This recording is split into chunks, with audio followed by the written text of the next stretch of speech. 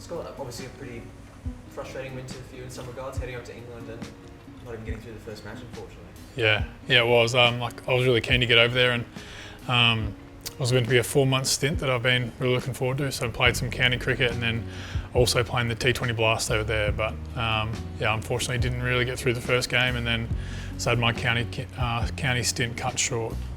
I guess T20 cricket's kind of eluded you a bit over the past 12 months. You didn't get into as much Big Bash as would you like to now, the county stuff as well. Is T20 something you want to do a bit more of? Yeah, it is. Like, I think I haven't really played too much of it even over the last 3 years. So yeah, it was like that was one of the main things about going to Dome, was I could have a good stint with the Dukes ball in the county stuff, and then have a really good block of T20 cricket towards the back end of my stint there. So I was looking forward to that, but maybe next year. Yeah, I guess that's just part of the frustration of being in the Aussie Test side, is that obviously you're on the verge of hopefully playing some Test cricket for your country, but those other opportunities just don't seem to pop up as much. Yeah, and I definitely wouldn't trade it. I'd rather be around the Test squad the whole time. That's what, my ambition is still to play more Test cricket, so I wouldn't be giving that up. It's funny that for years Michael Neser was sort of that perennial 12th man carrying the drinks, and thanks to some incredible performances you sort of leapfrogged him in that regard. But I guess with touring a bit with Pat, Josh and Mitchell, are there things that you'd like to adjust in terms of your role in the team, whether that be how often you are touring with the Test side, or playing some more Shield cricket, or playing some more county cricket? Have there been much conversations with the selectors on how to manage that?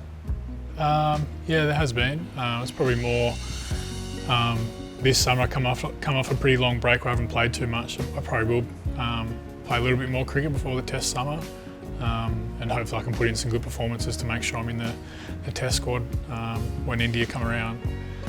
But yeah, as I said before, I'd much rather be 12th man than like 4 or 5 bowlers back. So I'm still count myself lucky that I'm in the position I am now. I guess that injury, in some ways, is a bit of a blessing in disguise, in that the first time in probably a while you had a full pre-season to sort of get yourself ready for some red ball cricket. Yeah, and it's been really good. Like, I've enjoyed being at home. Even just being at home for 4 months with the family has been really nice, and then add in that quite a lot of training, and then been doing some work with our young fast bowlers Victoria, and then I've just been to Darwin for a week now, and I was the bowling coach with Melbourne Stars, so I've enjoyed all those things, and but I'm definitely ready to start playing some cricket.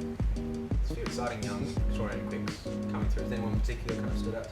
Yeah, we got from last year we had obviously Fergus O'Neill had a really good summer in all formats, and then we got Will Sutherland as well, who's been around the Victorian team for probably 4 or 5 years now, and I think if he gets a good run at it without any injuries, he will have a pretty long career as well.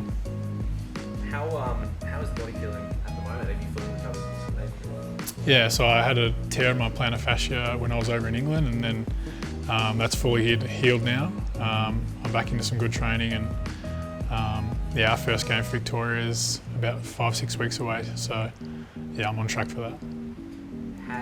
With the Shield stuff, do you plan to play basically as much Shield as you can heading into the Water Gavaskar Trophy, or are Cricket Australia going to kind of manage you a bit there and kind of enforce a few breaks in that season? No, it looks like I'll probably play a decent amount of cricket to start the year.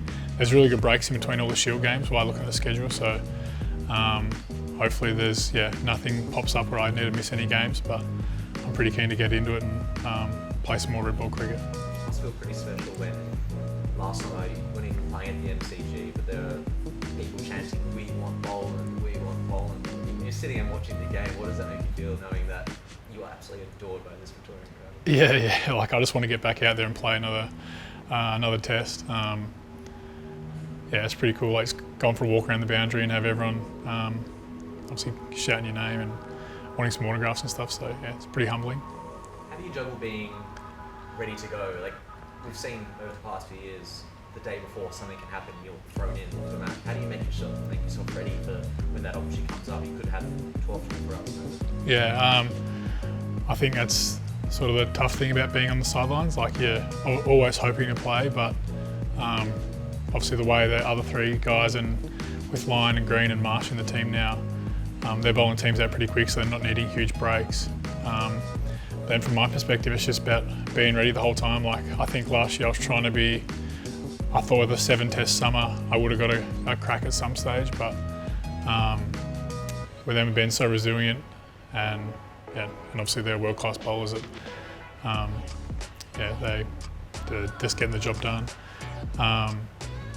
But yeah, like, it's hard. I've probably found it a bit of a hard balance last year of trying to stay fresh, and then I think that's sort of what led to my little injuries towards the back end of the Shield season, where I wasn't bowling overly like a huge amount because I wanted to stay fresh. But then, obviously, when you do play a big game and you bowl 45 overs in a Shield game, there's like a big spike, and so I think coming to this summer, I'll try and manage that a bit better.